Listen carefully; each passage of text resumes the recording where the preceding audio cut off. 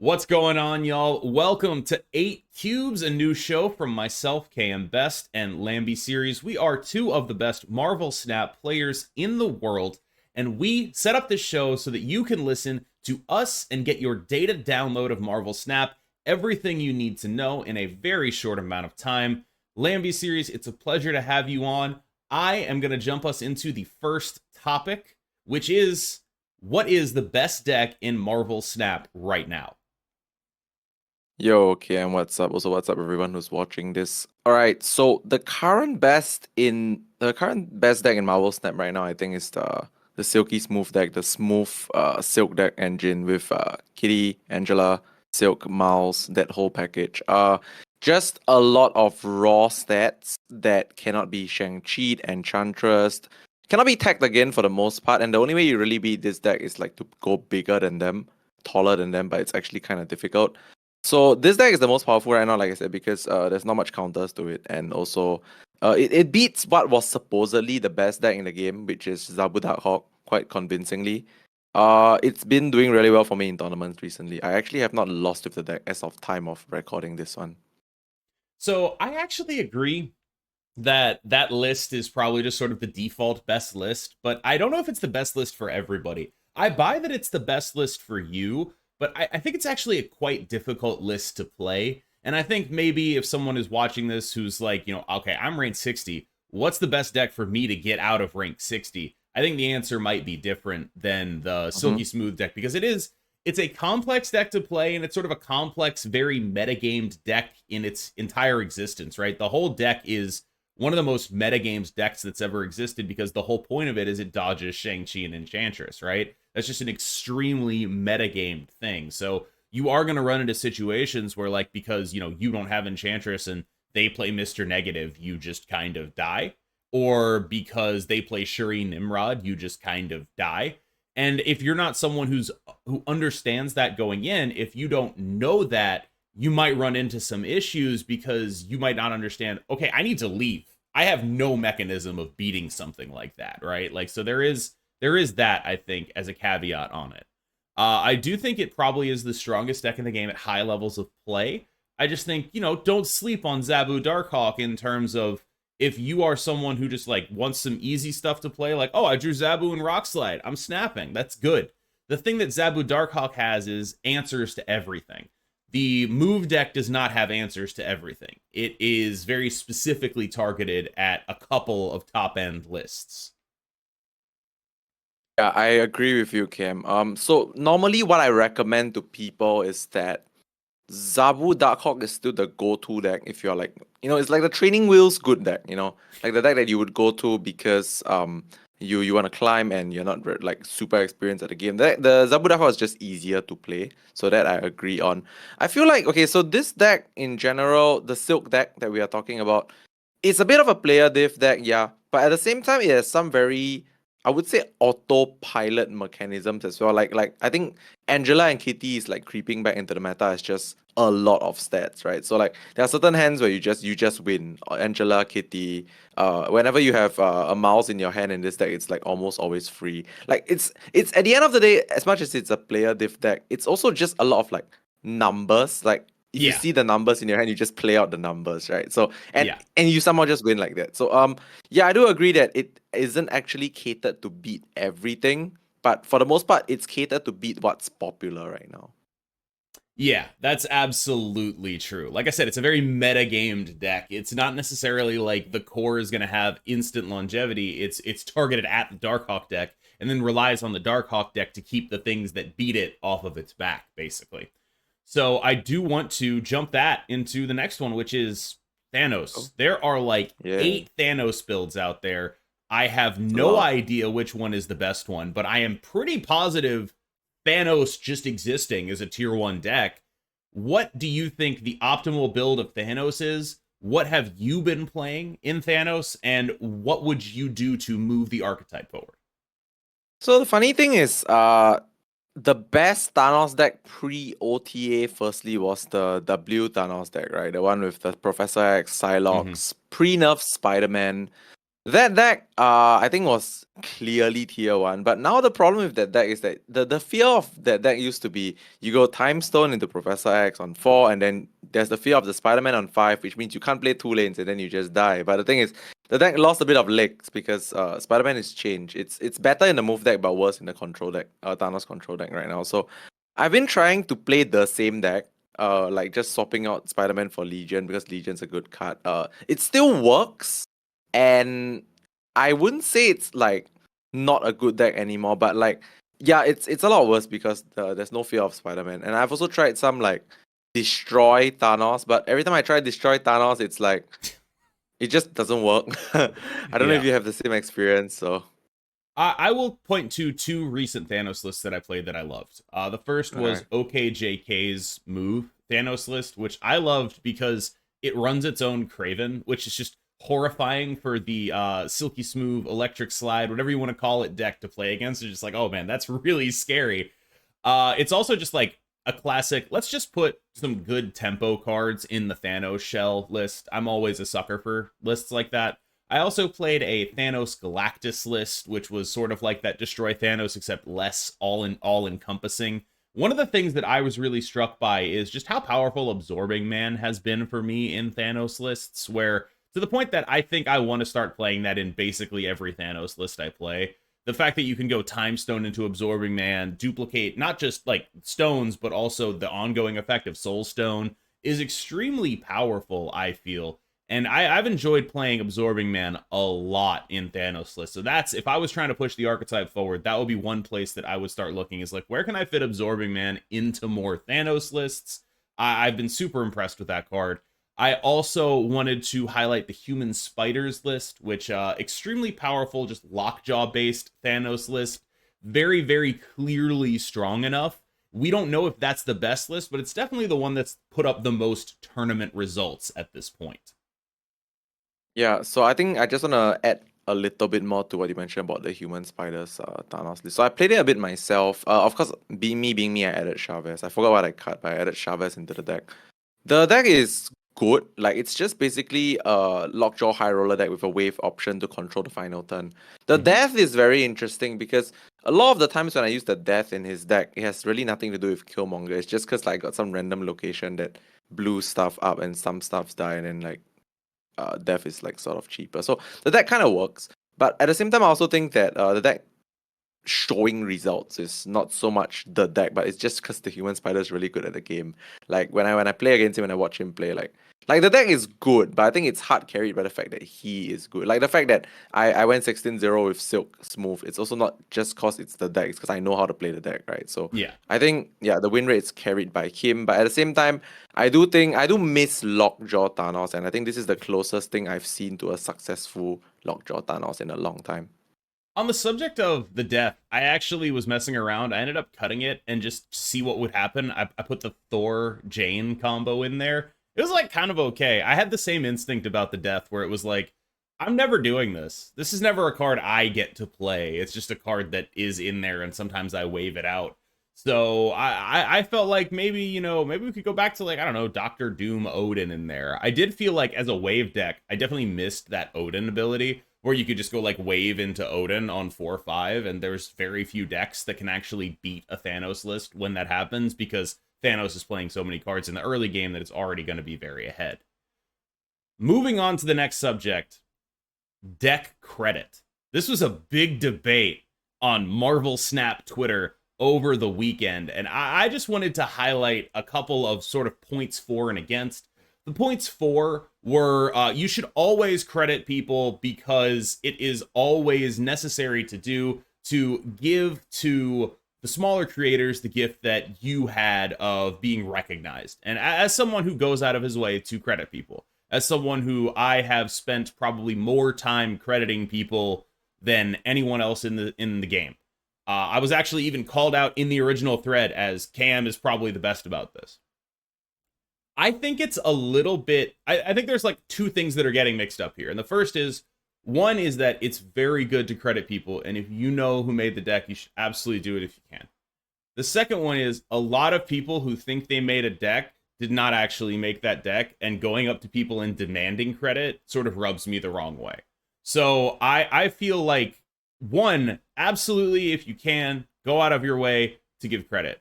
But two, don't go up to people and be like, actually, you saw that I did that, right? Because it's hard for things to actually get figured out. Here's an example. Do you know that deck that Jet played, the on reveal Thanos list? I actually played it on my stream like 2 days before he took it to the tournament. But do you know how I found it? I found it on untap.gg and it had some reasonable stats. I was like, oh, okay, I'll try this out. I've never tried this in Thanos before. And so I messaged Jet. I was like, did you get that from my stream or did I get that from you? Was that your stats I saw on Untapped? And it turns out that was just his stats that I saw on Untapped. So it's like there are so many layers of obfuscation between any of these situations where it just makes it, I feel, very hard for you to determine, oh, I actually made this. Like, not to put too fine a point on it, we exist in a society. We are a sum of the interactions that we have with other people to some degree. And I find it hard to believe that deck credit goes, obviously I do it because I want to put people on, but I find it hard to believe that, you know, knocking down people's doors and being like, how dare you not give me credit for inventing Forge plus Lady Deathstrike is, I don't know, it sort of rubs me the wrong way. I don't have the right word for it. Okay, so this whole deck credit thing to me is very interesting because firstly, Marvel Snap, let's talk about Marvel Snap specifically, which is like, firstly, Marvel Snap is a 12 card game, right? So one deck, 12 cards. When it comes to successful innovations, it will always have a predecessor. Like you always would have a reference from something. Like to completely come up with 12 unique cards that do an amazingly tier 1 thing is very, very, very, very rare, right? So honestly, when you make a deck, there is always like there's a predecessor and there's like some reference point which you will probably just tweak like 2, 3, 4 cards, maybe even like 1 card, and it's like more successful. I feel like at the end of the day, when it comes to credit specifically, sad truth, whoever is more vocal about it and people catch on to that person being more vocal about it first will probably end up being the creator or like the one that gets the most like credit for popularizing the deck. I feel like people forget about the fact that even if the deck has existed for a very long time, it needs someone maybe in the influential position to popularize the deck for it to be more known. And because that person popularized the deck, then people will give them credit for popularizing the deck. I mean, there's two ways of looking at it, right? To create a completely unique deck, which is very rare in Marvel Snap, or to be the one that popularizes a certain deck that no one is playing. If you look at it from both angles, right? Technically, the angle that popularizes a deck that no one is really playing is probably the more common angle in Marvel Snap, because there's no way you can really find a deck in Marvel Snap that is like completely unplayed or like never before made by anybody in the world, right? I think it's 12 cards. It's really difficult to find a deck that's like unique to that point. So I feel like being able to be the one that of course, if you literally, like you said, know who's the one that made the original shell or like the reference that you got it from, then yeah, credit the person. But like if you don't, all right, if you don't know who's the one that like you got your inspiration from, then you might just end up being the creator when you're not actually the creator. You could be the one that's the popularizer. That's not even a word, but like the person that popularizes the deck, and then people just give you credit for that. So yeah, I agree that it's very difficult to pinpoint exactly who did what. But what I've noticed is that if you manage to be successful with a particular version of a deck, or like are in a position of influence, people tend to just gravitate to you to use you as the reference point, as the creator, popularizer person or whatever. And Yeah. I guess there's no real like way of changing that, you know. I just feel like I agree on the point that if you know who's the one that gave you the initial idea or where you got the initial idea from, you should probably give credit. Yeah. Next up is PC release. One of the things I've been thinking about a lot ever since that pop-up showed up that said PC release is imminent is I am a little bit worried that, like, obviously what I want out of this is I want a bunch of new players to show up. But what I don't know is, you know, one thing that has not been doing well for me content-wise is content geared at new players or budget players or people who aren't collection complete. And I feel like that's true sort of across the board. There was a while where, pre-Series 3 complete decks were what people wanted to see, and now the player base has mostly aged into having not necessarily full collections, but a lot of the cards. As a content creator, have you put any thought into how this actually will affect what content you want to do? I always enjoyed making budget videos. Do you think a bunch of new players are going to show up in the PC release? Because honestly, this is one of the questions that I really don't know. All right, so for me, it's quite simple. I've never been the person that people go to for educational content when it comes to like progression, quality of life. I've always been that how to get good at a game guy. So I think my content will not change in that aspect. Like I'll still be doing the same kind of content that people like me for. But when with regards to PC release, introducing people back into the game or new players into the game, I do believe yes, it will, because like when there's always it's just standard when there's new things introduced into the game, aka new client or whatever, people will just like revisit the game, whether it's new players or like old players coming back to look at the game. So I think there will be a initial influx of players back when the PC release is launched, but I don't know for sure if it will retain said player base. On Tuesday, one of the most anticipated cards of the recent past will release, and that is X-23, 1 energy, 2 power. Whenever she is destroyed or discarded, she regenerates at a random location and gives you +1 energy.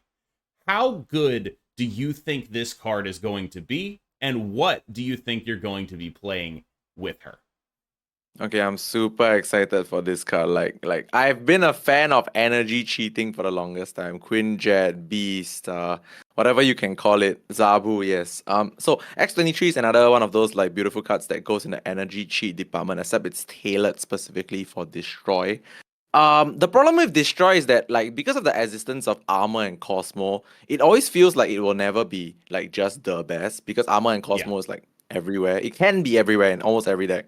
So I'm excited to turn X-23 into a powerhouse by like obviously doing the energy cheat stuff. Like my first thought is Nimrod on turn 4, because normally what you do is Nimrod on turn 5, then you pop it twice on 6, and then you get a lot of stuff. But if you can get Nimrod on turn 4, you can pop it twice on turn 5, and you can pop it again on turn 6, and then it's a lot of Nimrods. So I will definitely be exploring X-23. I am very hopeful that it will at least initially be very strong. But then when Armor and Cosmo gets reintroduced into the game, because it is very strong, then, well, we are going to be back to Destroy Can't Function. So that's what I think will happen.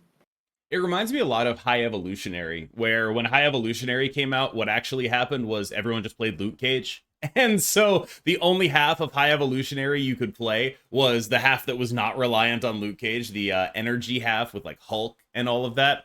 So that's a very interesting dynamic with the way cards release in Marvel Snap that I think is probably worth exploring in a little bit of a larger picture at some point, perhaps by the devs of the game.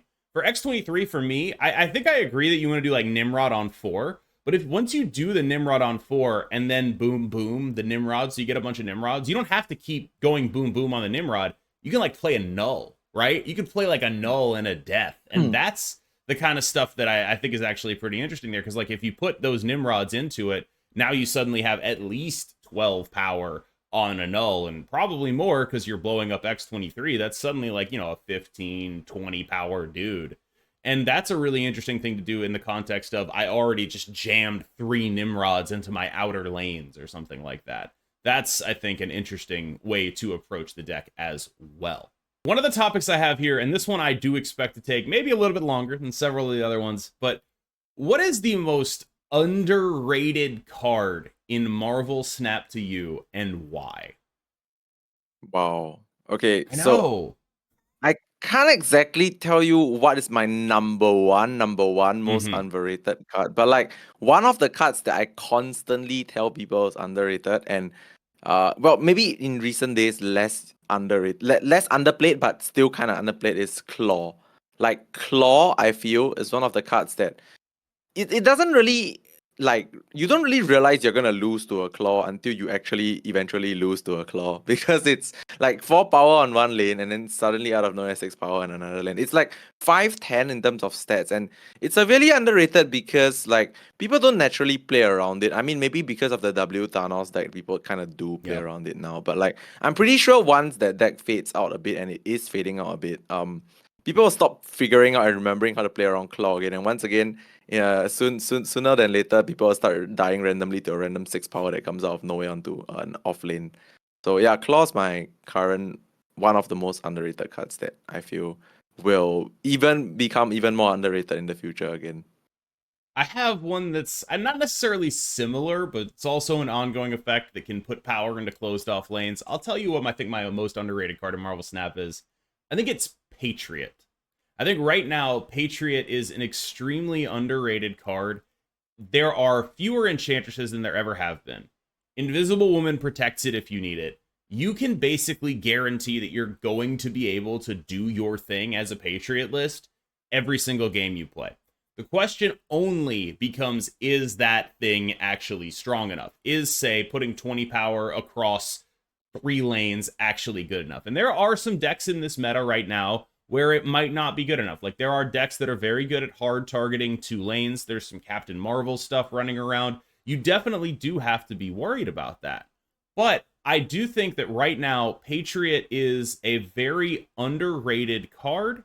And I'll tell you what my runner-up was. My runner-up is Devil Dinosaur. People have just gone away from this card, and I think a lot of it is, there's the Enchantress and Shang-Chi, but when I play Devil Dinosaur in like a Kitty Angela shell, one of the things that really sticks out to me is I can just throw priority because I'm playing Kitty Angela, and I can end up playing Devil Dinosaur Kitty Pride on the final turn, and that is like legit. That is a legitimately powerful thing to do if the rest of what you're doing is like solid mid-range stuff that's very hard to interact with. I think there's room for Devil Dinosaur in a real sense in a metagame like this. All right, I think I just want to add to that. The funny point is that I realize all our so-called underrated cards are not actually bad cards. It's like cards No, that are sort of in the game, just that are played a bit less than usual. And yeah, I do agree on the Patriot one quite a bit, I was gonna say actually. Absorbing Man too. I really Yeah, like Absorbing Man right now, but I don't think he's underrated. I think everyone's playing that guy. yeah, everyone knows he's like better now. I mean, straight up just a buff, right? Yeah, he's like, I think he's like still underrated though. Like, I don't think enough people play him in Thanos. Have you, like, if you should try him in Thanos? I'm serious. Okay. Next up is a formerly underrated card, and now maybe one of the best 2-cost cards in the game. Forge getting a buff to now giving +3. Is this just now, like, when you think of the top 5 or so 2-cost cards in the game, I think Jeff is an obvious inclusion. I think Spider Ham is an obvious inclusion. And then you can make a pretty coherent argument that it's something like, Zabu, and then you get to Forge, you get to Lizard, right? Like, you get to Luke Cage. How far up that list do you think Forge got? There are just really not that many good two-cost cards, don't you think? Like, everybody's list will be the same, right? Jeff, Spider Ham, sometimes Armor, sometimes yeah, Angela's up there, yes. But like Yeah.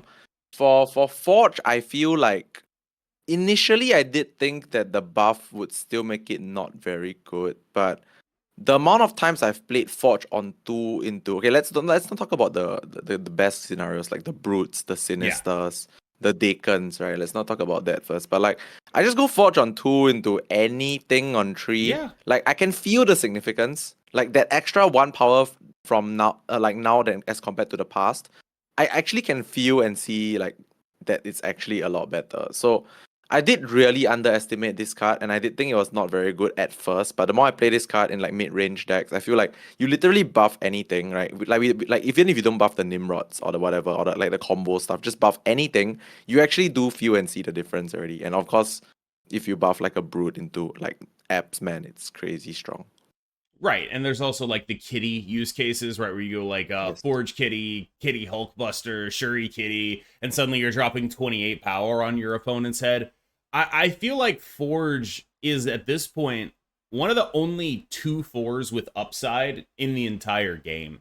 because not only is he like a 2/4 with upside in the sense that you get to choose where some of his power goes, like you could split it across multiple lanes. Yes. You also get the upside of like, okay, you're playing in a destroy deck, you can eat Forge with like a Carnage or whatever, get some extra credit for it there. So in like a lot more cases than most, this is a 2/4 with upside. It reminds me of like, you know how Cloak was a 2/4 with upside in move decks? Mm-hmm. It's like that, except in way more decks. Agreed. Yeah, I just want to also say that one point you made, which I think is a bit underrated, and I think intuitively we don't do it because we think it's like Shuri. I don't know how many times you have done it, but I've done it a lot whereby I just played Forge, and I somehow always subconsciously played the next card in the same lane as the Forge because I What? I've done it a few times, actually more often than I thought, because like it feels very Shuri-esque. But like Yeah. ever since I start noticing that, I've just like started gravitating away from doing that. But like my Yeah, initial, no. yeah. Yeah, it's like a 2/4 tiniest Mr. Fantastic in the world, right? You get I your don't know little 1 point. because the animation looks like Shuri, because Shuri has an animation Yeah. now, right? So I play the Forge, and I'm just like, oh, there's this animation that lets me buff a thing. I have to play it in the same lane, but actually I don't. But yeah. This is why Forge Brood's win rate is so low. Everyone is just like, I gotta clog my lane on turn 3.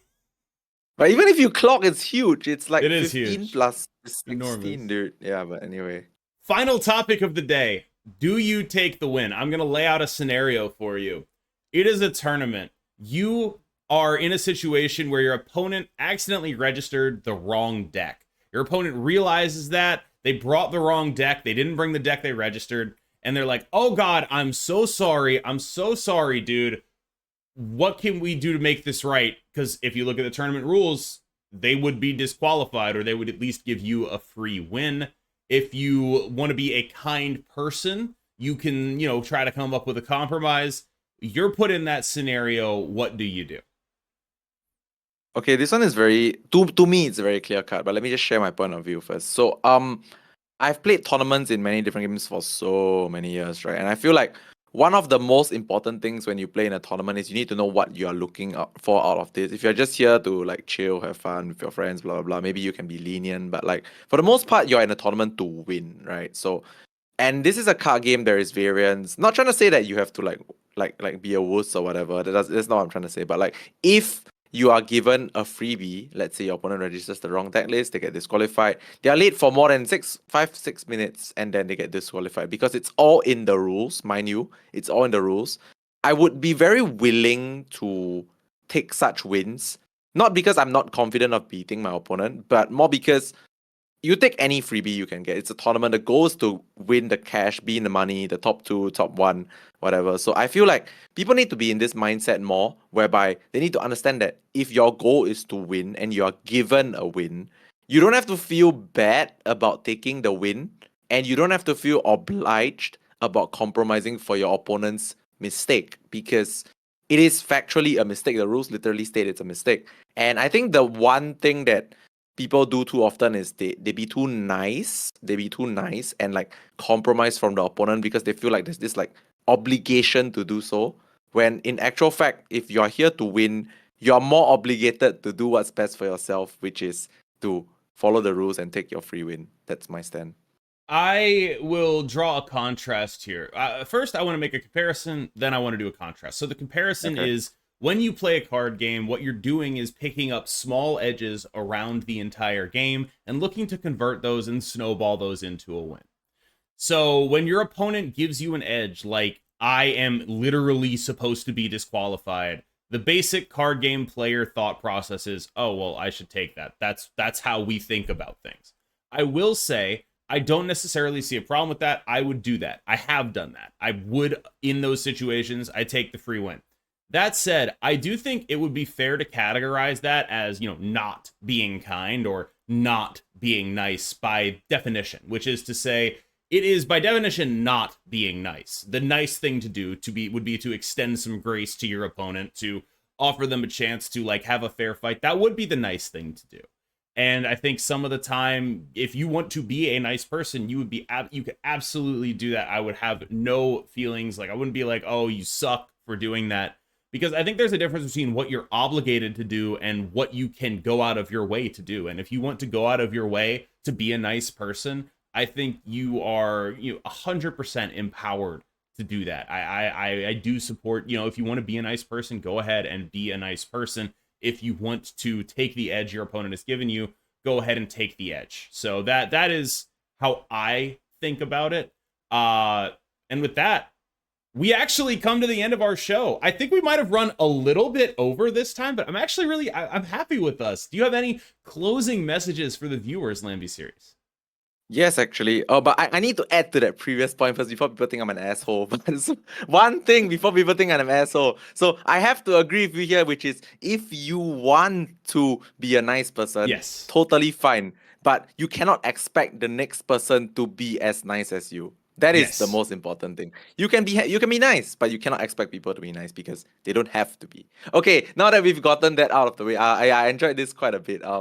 It's very different from the usual like stuff that I've done like for videos because usually it's like a long, super long breakthrough and I need Yes. to prep a lot for it, right? This one I literally rocked up 5 minutes before and looked at the Okay, well, the don't list and I'm tell like, them okay. that. Okay, well, isn't it the point? I don't know. Okay, but we'll decide whether we want to No, add I this prepped in. for this. I actually did. I prepped. I came up with these questions and I thought about them as You I came did, up with you them. I did, prepped for this. Damn. you Okay. did. That's how it Fine, is. All fine. right. Okay, but like I knew what I wanted to say. That's what I can tell you, Yeah. and I enjoyed it quite a bit because it's not stressful. It's not like you have to like worry about saying the wrong thing per se. Because like firstly, I'm doing it with you. I know you. It's like comfortable, and also I think it's interesting whereby we can be giving hot takes like rapidly. And we don't have to brood too much over like a particular hot take because there's like so much things to go through. Low keys having so much things to go through is actually a good thing sometimes. Yeah. I think it's I enjoyed the format as well. I hope you enjoyed watching us as much as we enjoyed making this. As always, you can catch me on this channel, KM Best MS. You can also catch this show on podcast platforms. I'll be having it go up there as soon as I possibly can. What we're doing is we're doing it bi-weekly. You will be able to catch it here on my channel. It should be going up Mondays, and on his channel, I believe it will be going up Thursdays. I'm not entirely sure. On my channel, KM Best MS on YouTube. On his channel, Lambyseries Gaming on YouTube, and of course on podcast platforms. Thank you so much for watching, listening, however it is you did this. For Lambyseries, I'm Cam Best. You have a good one. Bye bye.